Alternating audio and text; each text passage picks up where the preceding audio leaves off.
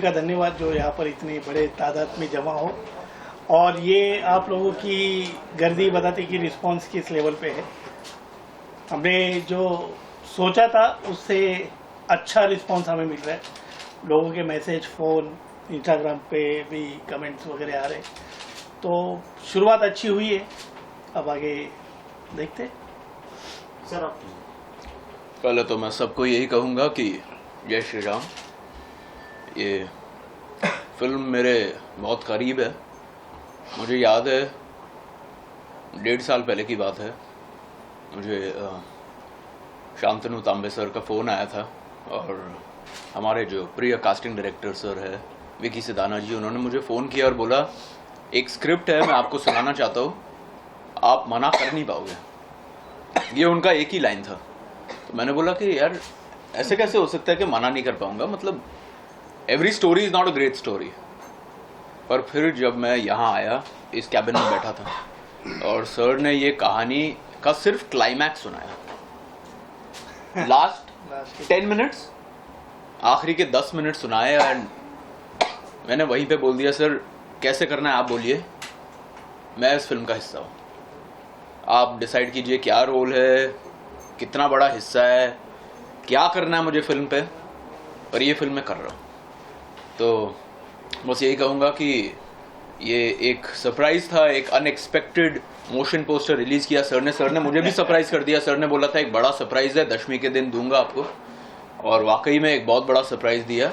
और एक बहुत ही स्पेशल फिल्म है, एक ज़मीन से जुड़ी फिल्म है, एक बहुत इमोशनल कहानी है। और शांतनु सर के बारे में मैं बस ये कहूँगा, इसीलिए नहीं बोल रहा हूँ क्योंकि शांतनु सर यहाँ हैं मेरे बगल में बैठे, पर मैं दिल से ये कहना चाहता हूँ कि हिंदुस्तान के सबसे जाने माने डायरेक्टर्स में से इनका नाम आने वाला है बहुत जल्दी।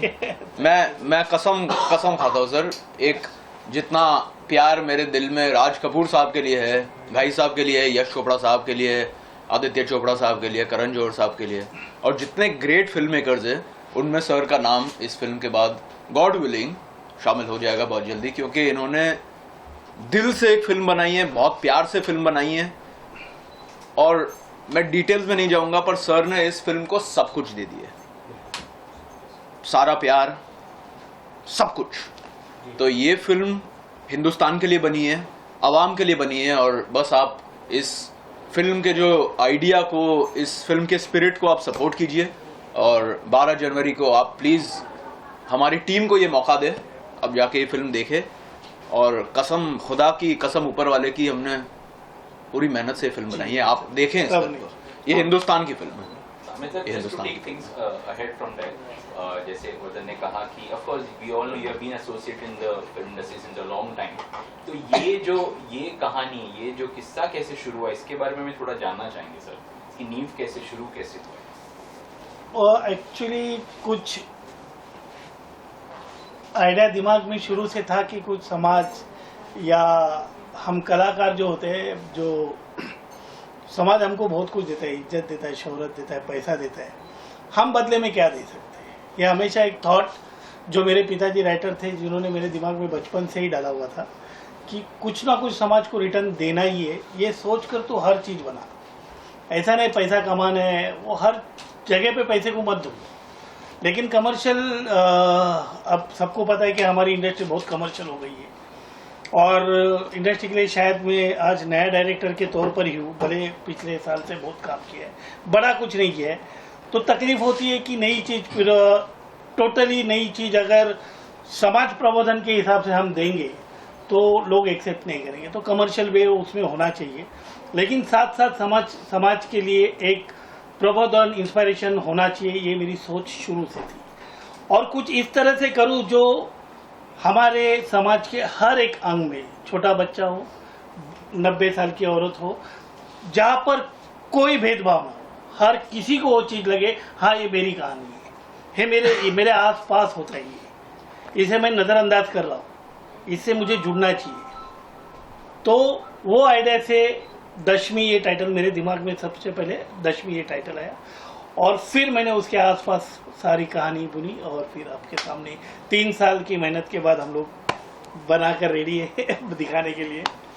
वर्धन भाई फैमिली का क्या रिस्पांस था, उनसे बात हुई, उनका कुछ रिएक्शन जानना चाहेंगे? यार मेरी फैमिली जो है ना मुझसे बहुत प्यार करती है, तो उनका रिस्पांस हर चीज़ पे अच्छा ही होता है।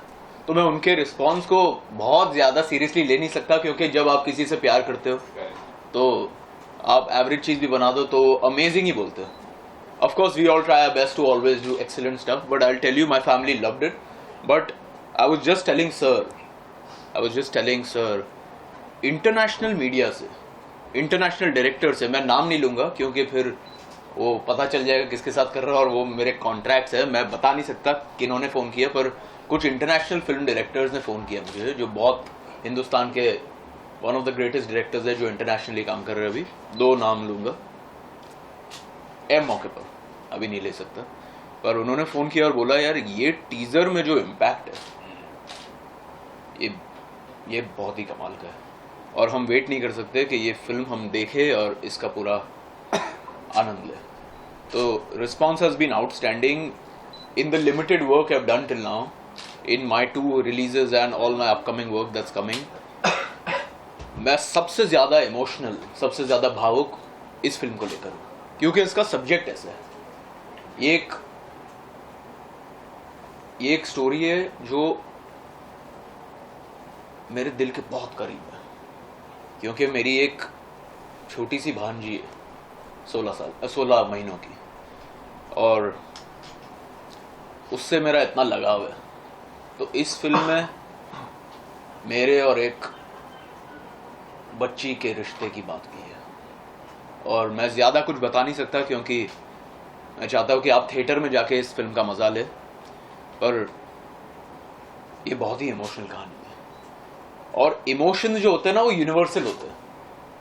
जो एक बच्ची से प्यार होता है, जो किसी भी 2 लोगों के बीच में जो प्रेम हो, वो यूनिवर्सल भावना है।